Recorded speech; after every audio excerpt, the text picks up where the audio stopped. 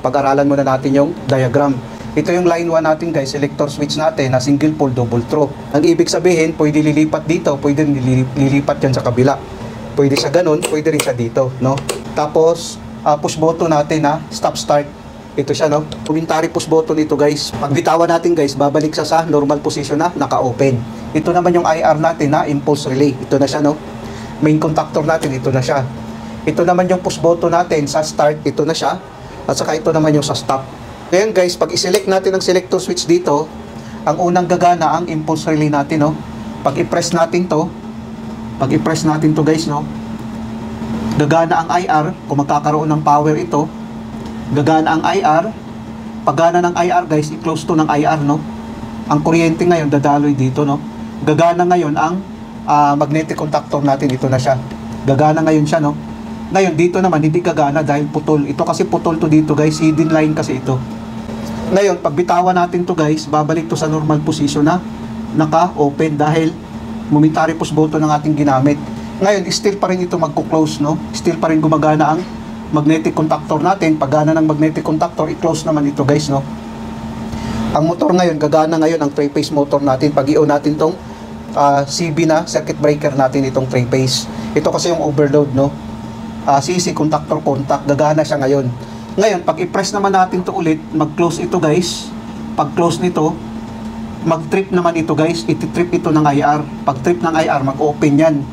Ngayon, pag bitawan natin to guys, babalik to sa normal position na naka-open. Gaganon siya, no? Ngayon, mamamatay ngayon ang main contactor natin. Pagpatay ng main contactor guys, mag-open naman ito.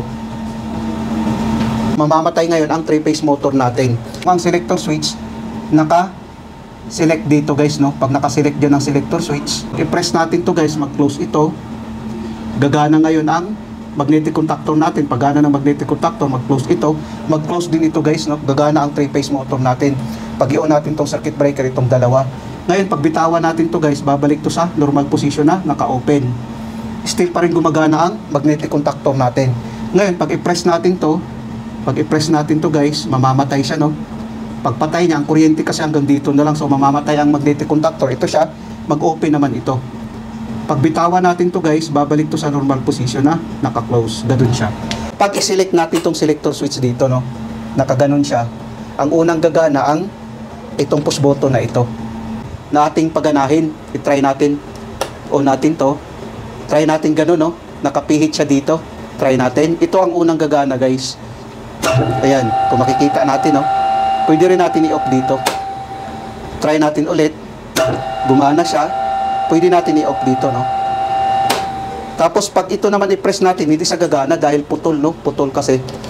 Kung makikita natin. Pag dito naman natin pihitin, guys, ito hindi naman gagana ito, no? Hindi siya gagana. Ito naman ngayon ang gagana. Kung makikita natin, no? Pwede rin natin i-off dito, guys.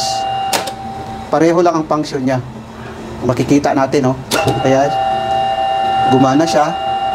Pag i-off natin, mamamatay. Pag dito naman sa kabila, ito naman ang gagana. Ito hindi naman gagana ito. Try natin. Ayan.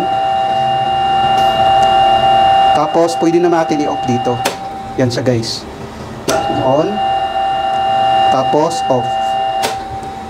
Ito naman, hindi gagana, no? Pag ilagay naman natin dito, ito namang single push button ang gagana. Pwede natin i-off dito. Sana guys, nakapagbigay ito ng kunting kaalaman sa mga baguhan. Maraming salamat sa inyo guys. Hanggang sa muli.